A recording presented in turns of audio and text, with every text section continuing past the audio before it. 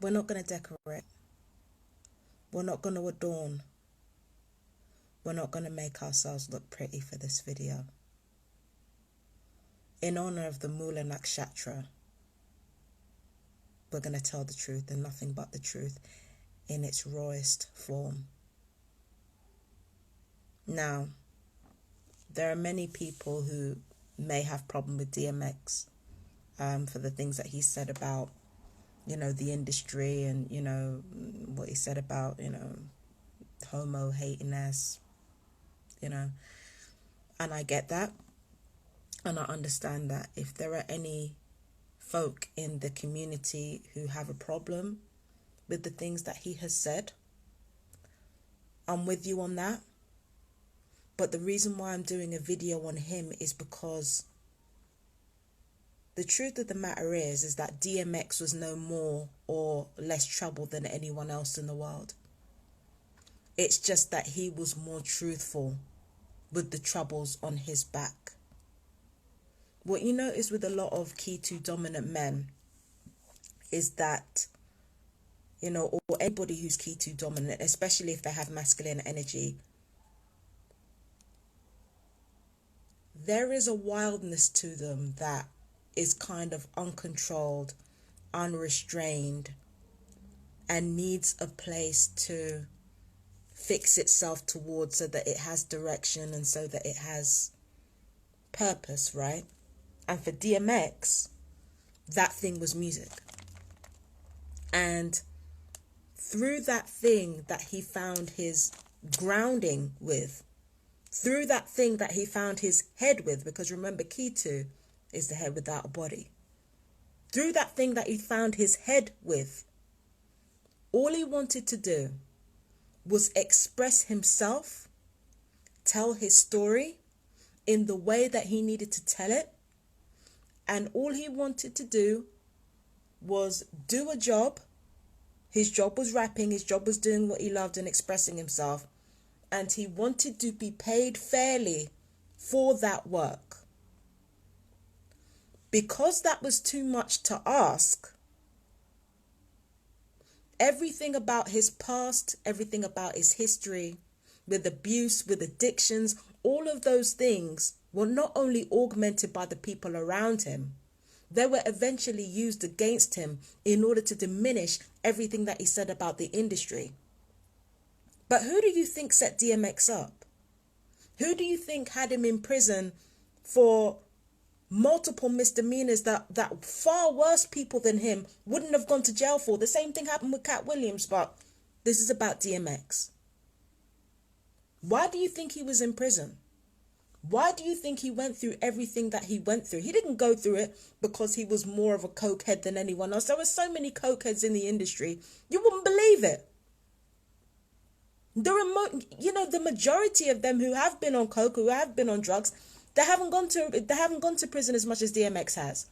They haven't been repeatedly bombarded with abuse in the media the way that DMX has for speaking the truth. The reason why he went through what he went through, it wasn't because he was addicted to drugs. It wasn't because he was wild. It wasn't because he had that uncontrolled, unrestrained energy. It wasn't because of any of that. It was because, just like a typical person of his makeup, the truth had to be spoken. That is what he was punished for. Let's call a spade a spade. He was punished for speaking the truth. Do you understand? And he was murdered. You ask anybody who isn't afraid to say it. He had multiple weaknesses, and very few people in his life that he could honestly say he felt valued by. Very few people. You ain't about to tell me that those flaws of his weren't exploited in order to eventually kill him, and in order to eventually diminish his name by bringing up his addictions, bringing up his troubles as a way to sort of play down the abuse that contributed to those addictions, being encouraged or being enabled. Like, people want to kind of diminish everything that he spoke about and play up the results of that abuse towards him.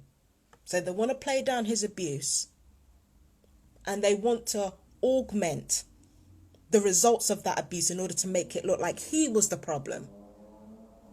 They do this every single time. Every time somebody gets in the industry, the amount of people this has happened to, every time somebody gets in the industry, finds out what's going on, and they want out, or they want to warn other people about it, here come the arrests, here comes the psychological abuse, here comes the media bombarding them with slander, with gaslighting, with manipulation. Here comes the media bombarding them with psychological warfare. Here come the unexplained illnesses coming out of nowhere. Here come the addictions being augmented. Here come the mental difficulties that are being blamed for literally everything in his life, rather than blaming the abuse that contributed to that. Here comes all this bullshit. As soon as you start speaking the truth, here all this bullshit comes. Okay? That's what happened to DMX. In my mind, I'm going to get controversy for saying this, but he was murdered. He was murdered because I recognize all the hallmarks. By now, anybody who wants to get out of being controlled, this is what happens to them. I was having a conversation with a friend earlier today about a dream I had that kind of led me to the realization that those who are privileged are protected by their abusers. Now, I've said this before, okay? Privilege doesn't equal freedom. But it's like the same people that are robbing you, the same people that are abusing you, are the same ones that want to offer you a lollipop and call that love, call that protection, call that fair business dealing. And it's not. Let me tell you something about what DMX said about the music industry.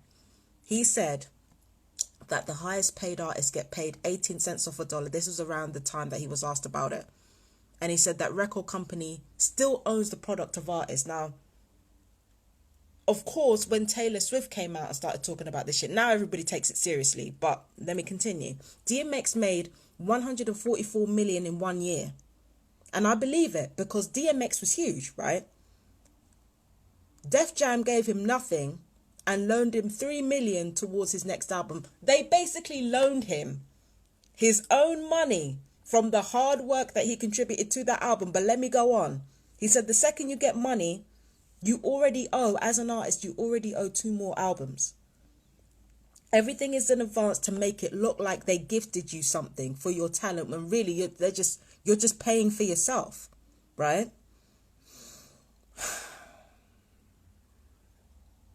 Listen, listen, and that was just the start of it. There are other things that he saw behind the curtain that people aren't meant to talk about. Now, this is where I get into the exploitation of the femme, right? It's very well known throughout the industry. Like, I've known musicians. I have musician exes, right? And at least one of them talked about the fact that, you know, and they're not the only ones who have said it. Like, the particular musician ex that I've spoken to, I'm not going to mention their name, but the particular musician ex that I've spoken to, they actually told me that they expected him to be gay when he wasn't.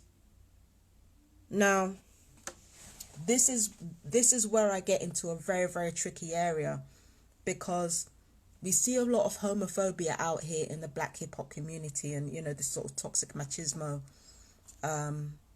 you know, with masculinity in general. But this is why protecting women and protecting those with femme energy is important. Is because it is those who exhibit femme energy by, you know, basically sucking music execs dicks or whatever, sucking dick or bending over in order to get a record deal or in order to ensure they're protected. A lot of artists have been subject to that. A lot of entertainers have been subject to that. They have basically said, look, you whore yourself for me, I'll do whatever you want me to do. You know, we'll give you whatever you need. All you have to do is whore yourself out to us, perform ritualistic sodomy, and you're good. We'll protect you. That's exactly what he was talking about. He was talking about ritual sodomy. No, not ritual, but you get what I'm saying. Sexual abuse. He was talking about sexual blackmail and abuse of artists and entertainers. Okay? That's the type of shit that was going on. Okay? And there may be artists out there who are already bisexual, already homosexual, and they were being exploited by the industry in order to be able to sell their records. And this is exactly why we need to talk about this. It's not so that we can denigrate queer people, so we can we can be protected. They are exploiting femmes. And they wanted DMX to be a femme. They wanted DMX to be something that he wasn't. And allow himself to be exploited, not only psychologically. They probably tried to blackmail him, say, look, if you don't suck our dick, you don't bend over, you don't do all that shit, we're not gonna protect you. We're gonna throw you to the wolves if you don't do this one thing for us. And he refused to do it. He refused to do it. He point blank refused to do it. And that's another reason why he was set up. He refused to do it. He refused to allow himself to be exploited like that. Now, can I blame sexual abuse victims for being abused? Can I really blame them for being blackmailed? Have sex with me or we're gonna leave you unprotected. No, because there's already a power imbalance. I don't blame anybody for being too scared to say no, or like, what I do blame them for is allowing other people to go through the same thing. That's what I blame them for. And that's exactly the type of thing that DMX spoke about. They wanted to weaponize homosexuality, weaponize queer identity, weaponize feminine energy in order to buck break him. And he wouldn't allow it. He wouldn't allow it. They wanted to weaponize the sexuality that sees so many queer folk dying. They wanted to weaponize that against him in order to blackmail him. That's what I'm trying to tell you. And you people don't understand how they weaponize women, how they weaponize queer folk up the top there. You don't understand it. And while that's going on, we're down here being brutalized by the very same people who tried to fight against that. That's why we're being brutalized. It's because the people at the top have basically taken that and they've used that as an opportunity to buck break, to fucking blackmail people in the industry. You know, saying that, you're going to do this for us, you're going to suck our dick or you're not going to get in. Must have talked about the same thing. We poke out our asses in a bid to cash in. Yasin Bey talked about the same thing that DMX is talking about now, and nobody heard him, no. Nobody heard him, no. Nobody heard him, no. Whether you're queer or not, your body is used against you as property. And DMX fought with every breath in his body to avoid being either psychologically owned or physically owned. In every way he fought. But unfortunately,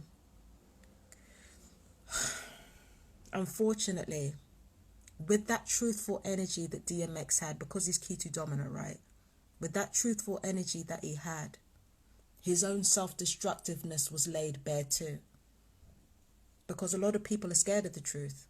And because a lot of the people are scared of the truth, you're not valued in the same way that people who lie are valued. And I'm not talking about telling like straightforward lies. I'm talking about creating pleasant illusions. Like DMX was a man, he did not create pleasant illusions for anybody. He scared people.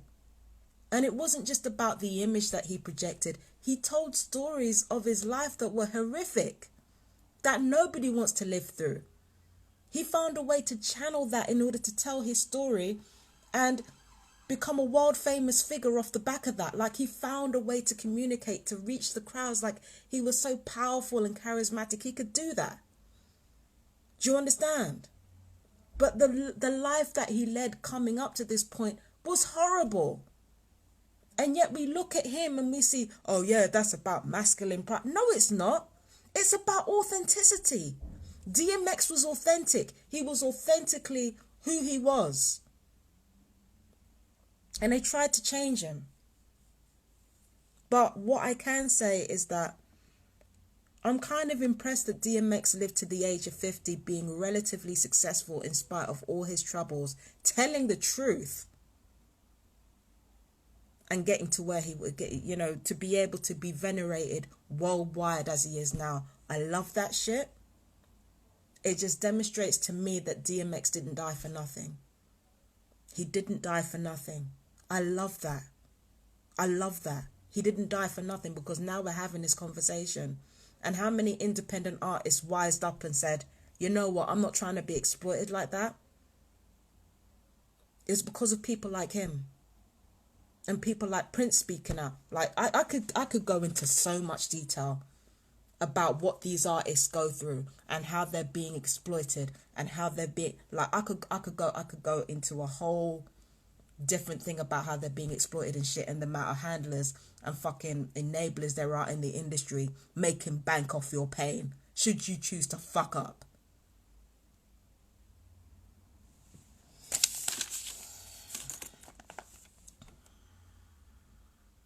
I was struggling to think of what I was going to do for DMX. Should I do a reading? Should I? No. How would he have done it? Facts. How would he have done it? He would have just come on and he would have just said his piece. He would have just spoken the truth, and that's what I'm going to do.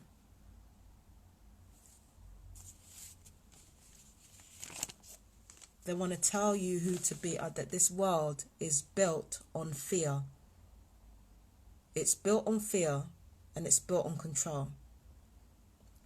When it's built on fear and control, human beings, they rush towards safety.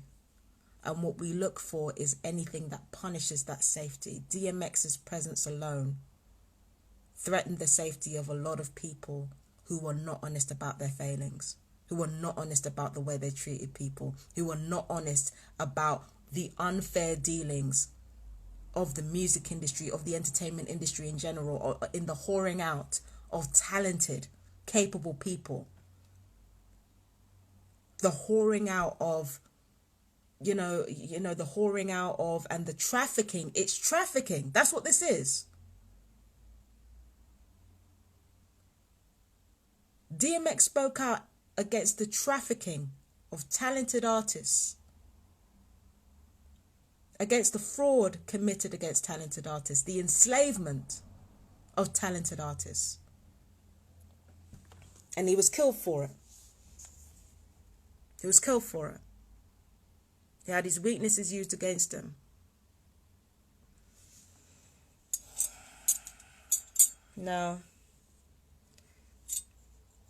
I think the thing about Ketu dominant men, like I said before, is that there is more of a wildness to Ketu dominant masculine than there is to the feminine. I mean, I see it in my own life and in other Ketu dominant people, right?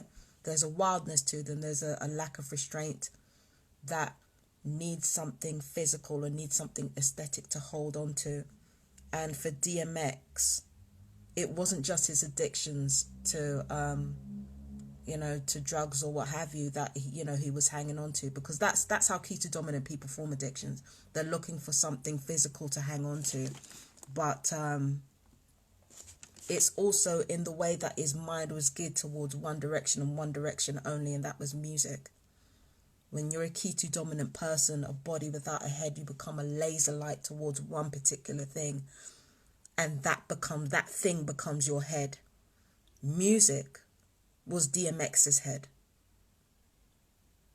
Like, something else might be, another Keto dominant person I could name is Dwayne The Rock Johnson. He's a Moolah Moon, and his mind is aimed towards one particular thing, and that's physical fitness. So it's like, whatever your mind is aimed towards, whatever that laser beam is, that's what a Keto dominant person fixates their mind on, that becomes their head.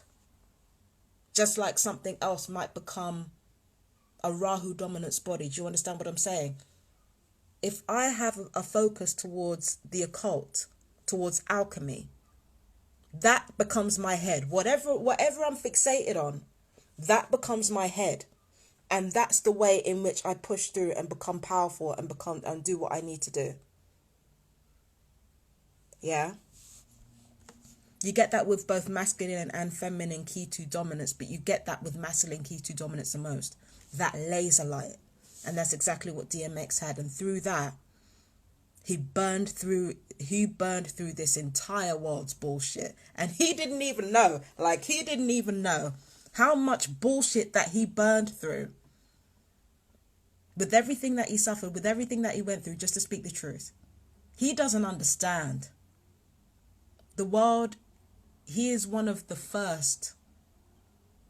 I call him one of the first. Like, there are people throughout generation, from generation to generation, there have always been innovators. And there have always been people who have been the first to have their fingers on the pulse. He's one of the first. DMX is one of the first to speak out, because the truth is ugly. And the reason why the truth is ugly is because we make it ugly. I'm going to say that again. The reason why the truth is ugly is because we make it ugly through the denial of what this world is and what this world involves and what this world needs in order to function properly. The more we keep hiding away from that, is the more people like DMX become scary. That's the only reason he's scary to people. That's the only reason he was scary to people, is because of how brutal the truth actually is. It's got nothing to do with him. It had nothing to do with him. His fear factor had nothing to do with him. And it had everything to do with how truthful that he fucking was. There have been violent people in this world. There have been drug addicts in this world. Far worse people than him have lived far longer. Think about why. It's because he was honest about how horrific it all was. He was honest about selling his soul to the devil, which is symbolic, sure, but he was honest about selling his soul to unscrupulous people who only wanted him to be a puppet. They wanted him to be a whore. They wanted him to be a weapon, because that's what this world does. It tries to make you into a puppet, a weapon, or a whore. And all of those things mean slave.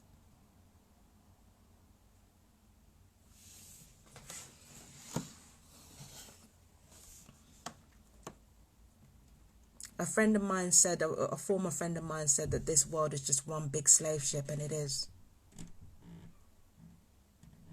Even if you're rich, even if you're famous, and even fame doesn't guarantee that you're going to make the money that you're supposed to make. And yet, who are the biggest targets right now in the media? The ones who are conspicuously wealthy, rather than the people who are inconspicuously wealthy, who are controlling everything from behind the scenes. They don't get looked at.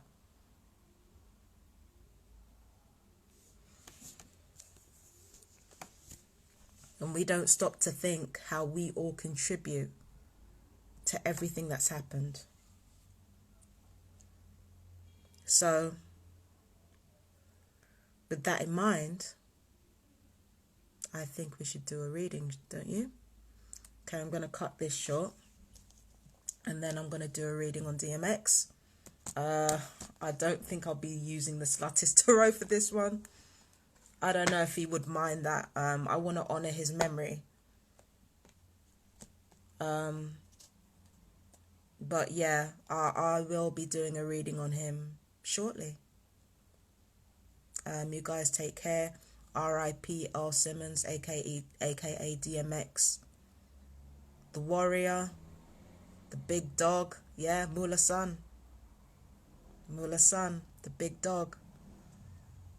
We love you. Thank you for speaking out.